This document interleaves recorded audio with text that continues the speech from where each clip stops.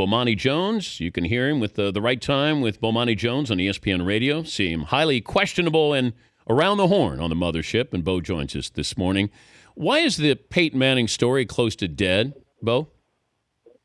That is a very interesting question because he is not – he's interesting in this Super Bowl really in the context of this probably is going to be the last one. I think he's an average at best quarterback right now. But I did think that Peyton Manning's last hurrah would be more of a story, but I guess that'll pick up next week. Is it because it's Al Jazeera? I don't think that people care about the Al Jazeera story. Like, I've been bothered a little bit by how little people have put on that they care about the Al Jazeera story. Just because I felt like people dismissed it just because it was an Arabic name, and then that was all they needed to know to get rid of it. But I think that very few football players or people who like Peyton Manning care if he used HGH. He's on the list of, well, if he needed it, I'll understand. Well, that's what I thought. I think people look at it and say, you know what, he needed it, neck surgery, and you know, this is a nice story, and he has a chance to go out. Where if this was Tom Brady and Giselle got HGH a couple of years ago, I mean, we'd be all in on this story. Yeah, and to be fair, save for his incident in college with the trainer, we don't have anything scandalous from Peyton Manning in his professional career. With Tom Brady, there's always something, right? Like, even if it's not him, it's with the team. There always seems to be something. So I think with Manning, like, people have determined that he is the virtuous representation of all that's good with football, and so they're just letting that ride. Your social media. I'm curious, the back and forth on Cam Newton. Give me, is this extreme ends of the rainbow here with how people have reacted to your thoughts with Cam and race and being African-American quarterback and you should be scared? It's just a whole lot of people lying. Like, and I just can't understand why people feel the need to lie about this. But, like, we've been here with Cam since, I guess, really November of 2010. Like, that's when he became really, really famous, was in November of 2010. And we know the things that people have said about him. We've heard the code. We know what all of those things have been. Do people think they just went away? The only thing that changed, I think the Cam hit this, and this was important.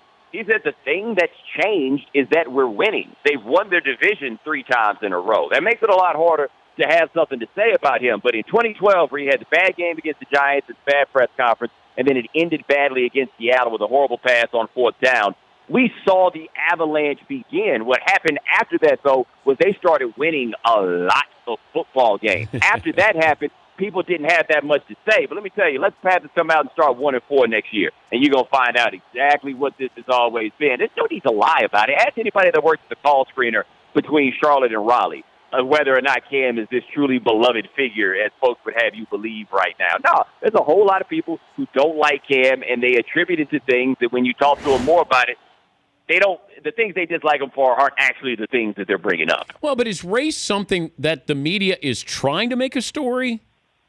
Or are they just covering it because Cam did add to it when he had his quote about, "You should be afraid of me. There's never been somebody like me." I just don't know if there is this outrage. Yeah, well, I'm an interesting person to ask because I've been talking about this for weeks, just like what's going to happen when we get Cam Newton in the Super Bowl, in large part because media doesn't know how to act. But one thing I think that gets forgotten about media is media people deal with a lot from the actual fans, the emails, the comments, and everything else. Like, I think in a lot of cases, we got a pretty good idea of what the pulse is on folks. And so I don't think that this was a story that was created by media. Cam, once he said it, then it went into overdrive. But this idea that media built up this narrative that there's so many people who dislike Cam Newton, no, people have been out here disliking Cam Newton for a really, really long time. And they'll tell you it's about somebody else's computer, or they'll tell you that it was about his dad getting paid, which is a strange reason to dislike Cam Newton. No, man, we've been here. We've been here. He's just so good now that it gets a little harder to come out and say that you're the guy that dislikes Cam Newton. He's Bomani Jones of the Mothership joining us, Dan Patrick Show. Do you feel like you know Russell Wilson better or Cam Newton? Oh, Cam Newton, without question. We don't know anything about Russell Wilson. Russell Wilson is a robot, man. And I don't necessarily begrudge him for the decision to be a robot because I don't feel like we know Peyton Manning either. Russell, we did an interview with Russell on our show, and it would be so funny because you'd ask him a question, and there was no program answer that he could give, and he would laugh because he knew you got him. And then he'd come back around like, hey, You know me, I'm just a small town kid from Richmond, Virginia. When the hell did Richmond become a small town, right? Like, like he pushes the button and then he goes. And he could stand to let people know him a little bit more, I think. I think he's in a city that wouldn't mind that. Look at the team that they love up there. They're a personality team, except for Russell Wilson. Like, I just don't feel like anybody can say they know anything about Russell Wilson based on what he gives us in media. But do you give Cam credit or acknowledge the fact that he is willing to be open? He's not afraid to let you in. Whether you like it or not, he does let you in.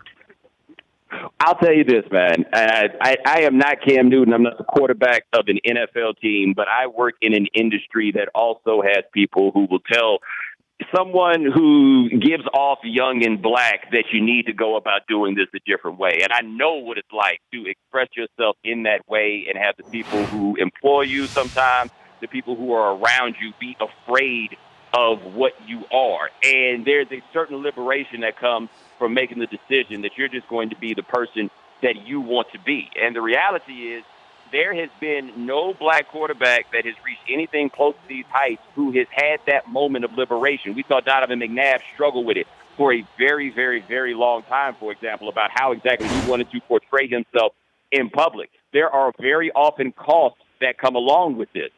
To make the decision that you are simply going to be yourself as that guy in this game, at that position in this country, is a lot bigger than I think a lot of people realize. Do you see any Magic Johnson in Cam Newton? Yes and no. The difference is that Magic is a pleaser, right? Like, Magic had the smile and he enjoyed all this, but Magic absolutely wanted to please people in that way. I don't think Cam is so concerned with whether or not we're pleased. Like, Magic, the 2016 Magic Johnson isn't doing a commercial that says, too bad they don't make Band-Aids for feeling. He's not that guy. So there's sort of like a performance element to the way that Cam plays and things like that. But Magic was cut from a different cloth than this dude. Is Cam more like Barkley? I would say yes, except I would also argue on the other side, Barkley was much more antagonistic. Cam's really not antagonistic. Cam's kind of like, why are you so mad? Where Barkley is like, I know exactly why you're so mad, and I'm going to say more things to make you even more mad. I find it interesting, humorous, when people are like, Cam and in the celebrations, and I go, do you react the same way to J.J. Watt? Why is it J.J. Watt can celebrate with a sack? At least Cam, in a lot of these instances, is celebrating a touchdown. J.J. Watt could be celebrating a fumble recovery or a sack, but we're okay with J.J. Watt and what he does, whereas Cam seems to rub us the wrong way. Why? But see, I don't feel like J.J. Watt is celebrating as much as J.J. Watt is sticking it to people. Like Zach Mettenberger, his thing with the selfies, which is so weird on J.J. Watt's part. But he's like, I'm doing this selfie. He's the one who goes out and he sticks it to these sniveling upstarts, right? Like, that's what it is. The thing with Andy Dalton, where, he was a red rifle. I made him look like whatever the little red wagon thing that he was talking about. Like, J.J. Watt has put himself in this position where he's like your mom or dad's favorite football player, like this Paul Bunyan thing, chopping wood and everything else. And so he's the one that then goes and humbles people. And that's why I think the people who don't like those other folks, they like J.J. Watt because they're like, yeah, you don't like it so much, but somebody does it to you. And then they go and they give J.J. Watt, thank you, J.J. Watt, for returning the natural world order. Oh, keep stirring it up. Good to hear from you, Bo. All right, man. You guys have a good one. All right. Bomani Jones, ESPN Radio.